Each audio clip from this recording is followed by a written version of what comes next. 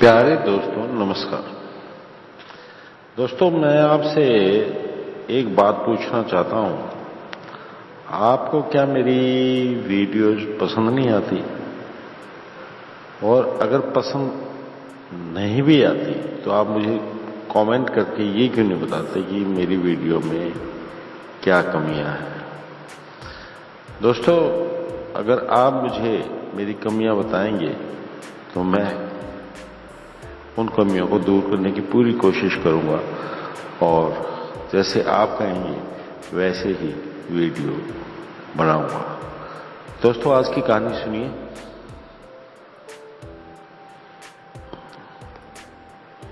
बहुत समय पहले की बात है। कुंतल राज्य में एक वृद्ध पुरोहित रहता था। उसका नाम शंकर शास्त्री था। एक बार वह किसी दूरस्थ गांव में एक धनी यजमान के घर एक धार्मिक अनुष्ठान करने गया। अनुष्ठान की समाप्ति के बाद दक्षिणा में मूल्यवान वस्तुओं की भेंट लेकर वह वापस आ रहा था। जल्दी घर पहुंचने के लिए उसने जंगल से होकर गांव तक जाने वाली पगडंडी पकड़ ली। कुछ दूर चलने के बाद वह घने जंगलों से ढकी एक पहाड़ी के पास से जाने लगा। पहाड़ की एक गुफा में एक दानव रहता था। वह हर रोज गुफा के द्वार पर बैठकर अपने भोजन का इंतजार करता था। कई दिनों से भोजन नहीं मिलने के कारण वह बहुत भूखा था। दूर से शंकर शास्त्री को आते देख उसकी बाछें खिल गई। यादवी पगडंडी से उसकी गुफा काफी ऊंचाई पर थी, पर कोई बात नहीं। फिर भी उसने अपनी एक भुजिया लंबी करके शंकर शास्त्री को उसकी कमर से दबोच लिया और अपने गुफा जैसे मुख के निकट लाकर कहा, अरे आज कैसा बेमजा खाना मिला, दुबला पतला बुढ़ा बेस्वाद। पर कोई बात नहीं, थोड़ी देर तक भूख मिटाने के लिए उतना बुरा भी नहीं है। शंकर शास्त्री उसके पंजों में ऐसा लग रहा था जैसे किसी विशाल वृक्ष की शाखा से वह लटक रहा हो। उसकी दृष्टि जब नीचे पड़ी तो भय से कांप गया। उसका खुला मुंह गुफा के समान लग उसकी दृष्टि जब नीचे पड़ी तो भय से कांप गया। उसका खुला मुंह गुफा के समान लग रहा था और दांत बरछों के समान पहने थे।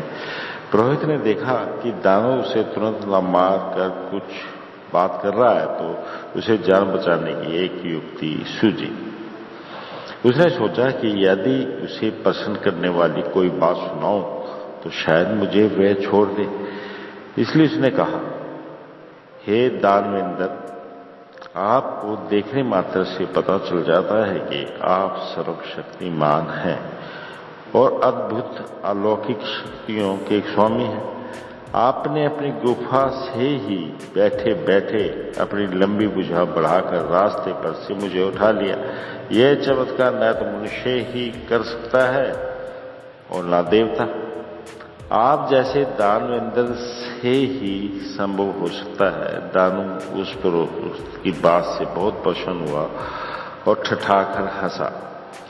उसकी हंसी से जंगल गूंज उठा और अरे जर्जर मानव, जन्म से ही मेरे हाथ लंबे हैं, इसलिए मेरा नाम दीर्घबाहु है, यह देख। इतना कहते हुए उसने दूसरे हाथ को बढ़ाकर दूर के पेड़ की शाखा तोड़कर फेंक दी। शंकर शास्त्री का साहस थोड़ा और बढ़ा। उसने दानव को बहलाने की एक तरकीब सोच ली। उसने दानव को निर्दयतापूर्वक देखते हुए कहा, मैं तो वृद्ध हूं और त्रिकालदर्शी जोशी होने के नाते मैं अपनी मृत्यु का समय भी जानता हूं, जो कि शीघ्र आने वाला है। यदि मेरी क्षीण काया तुम्हारी किसी काम आ सके और उससे थोड़ी देर के लिए तुम्हारी भूख मिट सके, तुम ये मेरे लिए सौभाग्य की बात होगी। मुझे हजारों जन्मों का पुण्य फल मिलेगा, लेकिन मरने से पहले मैं चाहता हूं कि तुम मुझसे से अपने जन्म का रहस्य जान लो, फिर मुझे आहार बना लेना। यह सुन दीर्घबाहु बहुत प्रसन्न हुआ। उसने खुशी के मारे शंकर शास्त्री को को जमीन पर रख दिया और कहा, अरे वाह, क्या मेरे जन्म का भी कोई रहस्य? यदि है तो शीघ्र बताओ। उसकी बातों में बच्चों की सी उत्सुकता थी। शंकर शास्त्री ने महाज्ञानी और त्रिकालदर्शी का अभिनय करते हुए पहले उसके चेहरे को गौर से देखा, फिर आंखें बंद करके आकाश को निहारा। उसी मुद्रा में थोड़ी देर तक मौन रहने के बाद वह बोला, अपने पूर्व जन्म में 2 पीढ़ियों के पहले कुंतल राज्य के महाराज सूरसिंह तुम ही थे।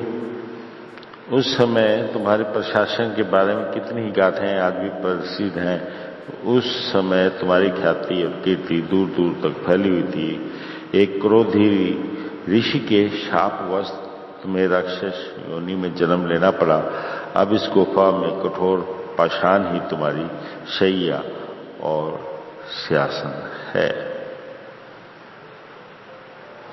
हिंसक पुष्पों के समान नरभक्षण करते हो। कहाँ महान और कीर्तिमान महाराज शूर सिंह और कहाँ क्रूर और कठोर जीवन यापन करने वाला राक्षस दीर्घबाहु। तुम्हारी इस दुर्वस्था को देखकर मुझे बहुत दुख हो रहा है। झूठी सहानुभूति प्रदर्शित करते हुए उसने अपने प्राण बचाने के लिए उसके मन में नरभक्षण के प्रति घृणा उत्पन्न करने का प्रयास किया। तुम्हें मेरे लिए दुखी होने की जरूरत नहीं है मनुष्य। मैं अपने महान अतीत के बारे में जान गया। यह क्या कम प्रसन्नता का विषय है। अब मेहरबानी करके मेरे भविष्य के बारे में भी बता दो। इस शाप से मुक्ति का कोई उपाय है या नहीं, और कब तक हम इस योनि में पड़े रहेंगे? दामन ने पूछा।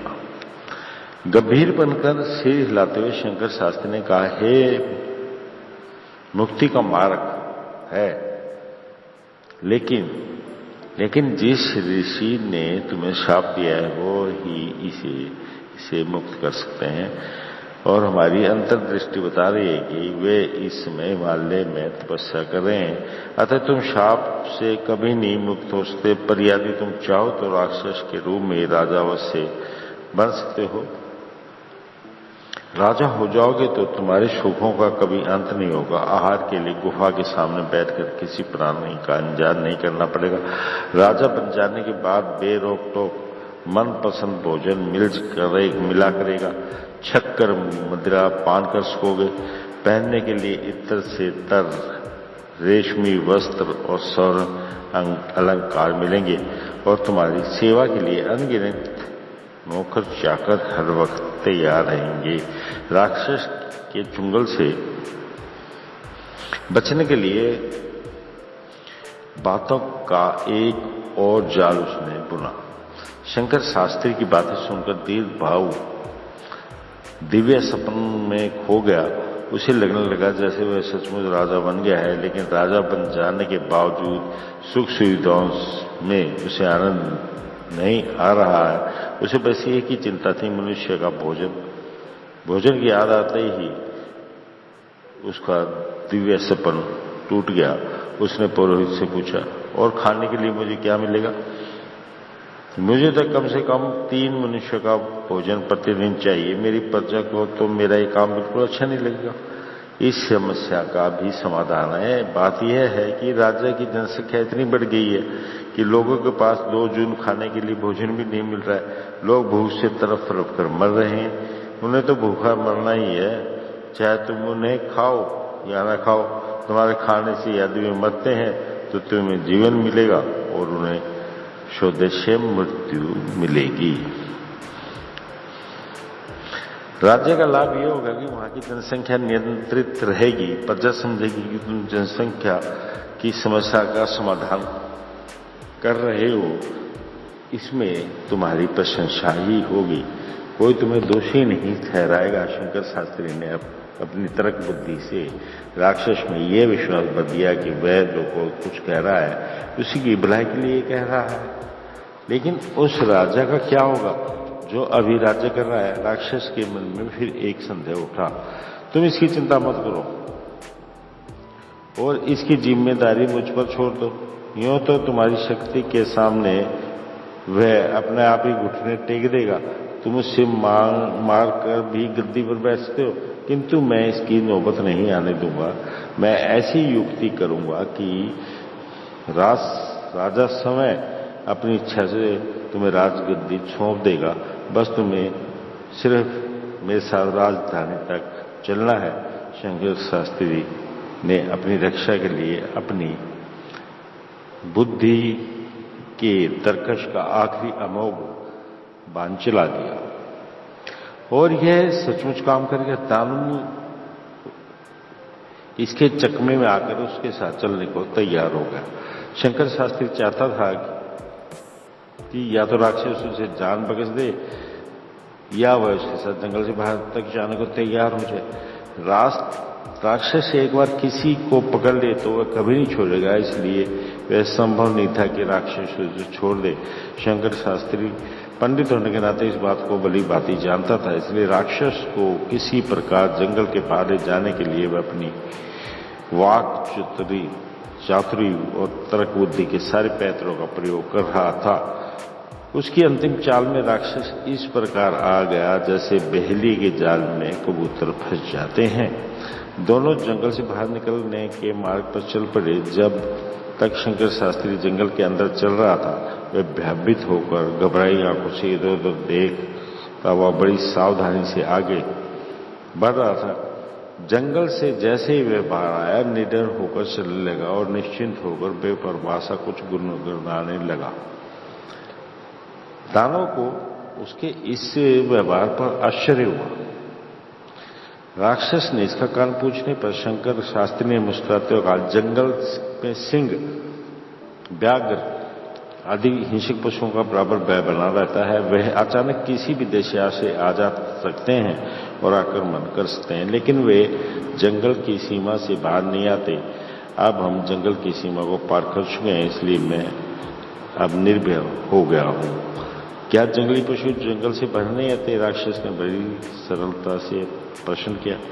शंकर शास्त्री ने नीतिवाचक ज्ञानी की तरह मुस्कुराते हुए कहा, दानवेंद्र, मछलियां सहज रूप से जल में रहती हैं, मनुष्य सहज रूप से ग्राम और नगर में रहते हैं, और उसी प्रकार सिंह, व्याघ्र, भेड़िया आदि जंगली पशु जंगल में ही निरापद अनुभव करते हैं।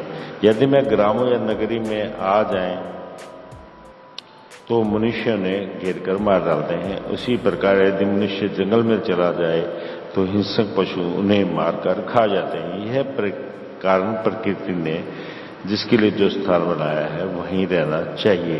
यह सृष्टि का धर्म है।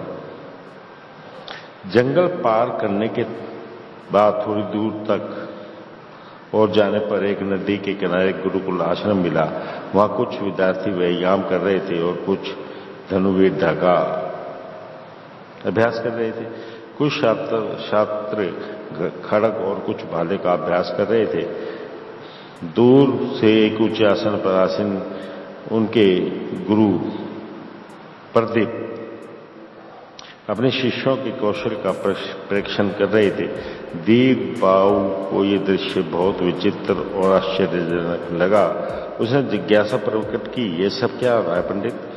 शंकर शास्त्री गुरु को अभिवादन करने के बाद बोले, ये गुरुकुल है, गुरु का विद्या आश्रम है, जहाँ गुरु की देखरेख में राज्य के प्रमुख व्यक्तियों, ये गुरुकुल है, गुरु का विद्या आश्रम है, यहाँ गुरु की देखरेख में राज्य के प्रमुख व्यक्तियों के पुत्रों एवं राजकुमारों को शस्त्र और शास्त्र विद्या सिखाई जाती है। मातृ देवो भय, पितृ देवो भय और गुरुदेव भय हमारे आदर्श हैं। माता पिता के समान ही गुरु भी पूज्य है। अयोध्या, कौशल और अवंतीपुर के राजा इनके शिष्य हैं। यदि ये चाहें तो संसार पर भी राज कर सकते हैं। जब गुरु पृथ्वी राजा बनकर सब प्रकार का सुख भोग सकता है तो फिर सन्यासी के समान दरिद्र जीवन क्यों व्यतीत कर रहा है? दीर्घ बाहु ने आश्चर्य से पूछा। गुरु पृथ्वी गुरु हैं ज्ञानी हैं, सब प्रकार की शस्त्र और शास्त्र विद्याओं के ज्ञाता हैं। इनका धर्म ज्ञान देना है, राज्य करना नहीं है। अपने गुरु धर्म का पालन कर रहे हैं, शंकर शास्त्री ने आगे बढ़ते हुए कहा। थोड़ी देर रुककर आसमान की ओर देखते हुए उसने कहा,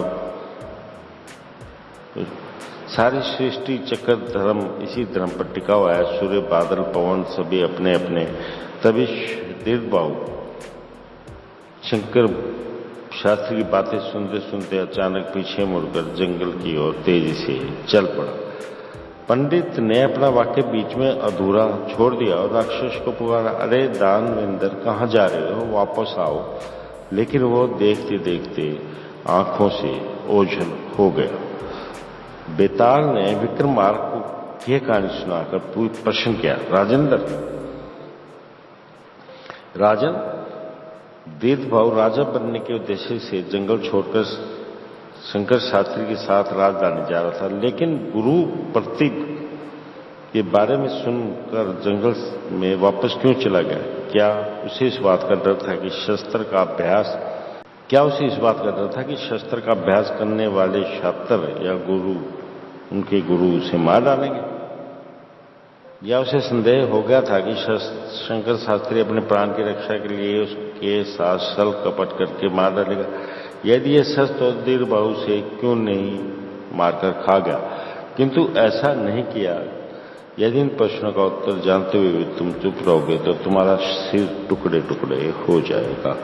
विक्रमार्क ने अपना मौन भंग करते हुए कहा, दीर्घबाहु के प्रश्नों का उत्तर देते समय शंकर शास्त्री जिस प्रकार अपनी तर्क बुद्धि से धर्म प्रकृति समाज जहा रहा था, उसे अपने धर्म का संकेत मिल गया था।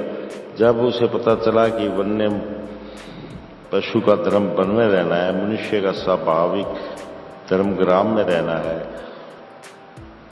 गुरु का धर्म शिष्यों को ज्ञान देना है और राक्षस का धर्म भी जंगल और गुफा का जीवन ही होना चाहिए। राजा का जीवन नहीं, राजा बनने की उसकी इच्छा राक्षस धर्म के विरुद्ध है। जैसे ही उसे अपने धर्म का बोध हुआ, वह तुरंत जंगल की अपनी गुफा में लौट गया। राजा विक्रमार्क के मौन भंग में सफल बेताल शव सहित अदृश्य होकर पुनः पेड़ पर जा बैठा। दोस्तों, ये विक्रम बेताल की कहानी जो मैंने आपको सुनाई, दोस्तों देखिए, मैं आपसे सिर्फ हाथ जोड़कर यही विनती करता हूँ कि प्लीज कृपया करके मुझे ये जरूर बताएं कि मेरी वीडियो में क्या कमी है। कमेंट में मुझे प्लीज जरूर बताइए, मैं उन कमियों को दूर करने की कोशिश करूंगा और आपकी खुशी के अनुसार ही वीडियो में डाला करूंगा। दोस्तों प्लीज कृपया करके जरूर बताइएगा। धन्यवाद दोस्तों, कल मिलते हैं फिर।